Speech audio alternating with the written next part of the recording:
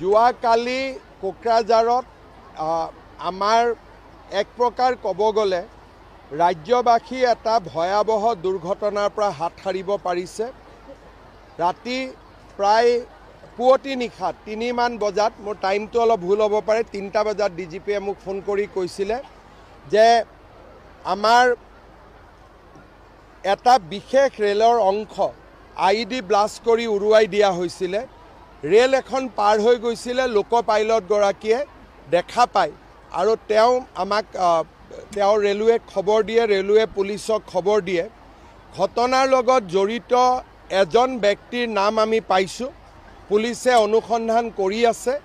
কিন্তু এই গোটেই ঘটনাটো যদি সেই লোক পাইলটগৰাকীৰ চকুত নপৰিলেহেঁতেন, হয়তো আজি আমি পুৱতি নিশালৈ বহুত বেয়া খবৰ এটা শুনিবলগীয়া হ'লহেঁতেন। মই ৰাতিয়ে কোকৰাঝাৰ পুলিচে গৈ ঘটনাৰ তদন্তও কৰে আৰু ৰাতিৰ ভিতৰতে ৰেল লাইনটো মেৰামতি কৰি দিয়াও হয়। এতিয়া ৰেল লাইনত সাধাৰণভাৱে ৰেলগাড়ী চলিব আৰম্ভ কৰিছে। মই ডিটেইলছ ক'ব খোজা নাই। এজন ব্যক্তিক আমি চিহ্নিত কৰিছোঁ আৰু সেই ব্যক্তিজনৰ বিৰুদ্ধে অসম আৰু ঝাৰখণ্ড দুয়োখন ৰাজ্যতে বিভিন্ন গোচৰ আছে।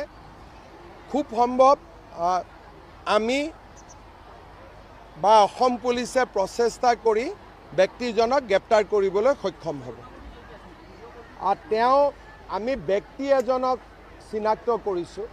ব্যক্তিজনৰ পিছফালে কোনোবা সংগঠন আছে বা নাই, সেইটো পৰৱৰ্তী পৰ্যায়তহে ধাৰণা কৰিব পৰা। যিটো যেনেকৈ লাগিছে এটা ছাছপেক্টেড ব্লাষ্ট আছে, কিন্তু ফৰেনচিক টিম আহি আছে, প্লাছ ইমান ফৰেনচিক চেম্পল ল'ব লাগে এইটো লোৱা হৈছে। কেইটামান লিড পোৱা হৈছে, এতিয়া তদন্ত আৰম্ভ হৈছে। টেকনিকেল আৰু হিউমেন দুটাই লিড পোৱা হৈছে।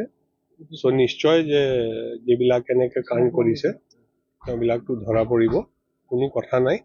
মই আহিছোঁ, মই চালোঁ, মোৰ আগত IG চাহাবে আহি পালে, SSP চাহাব তাতে আছিলে আগৰ পৰা, SSP আৰু GRP আছে, RPFৰ মানুহে আহি পাইছে, এতিয়া IG RPF আহি আছে।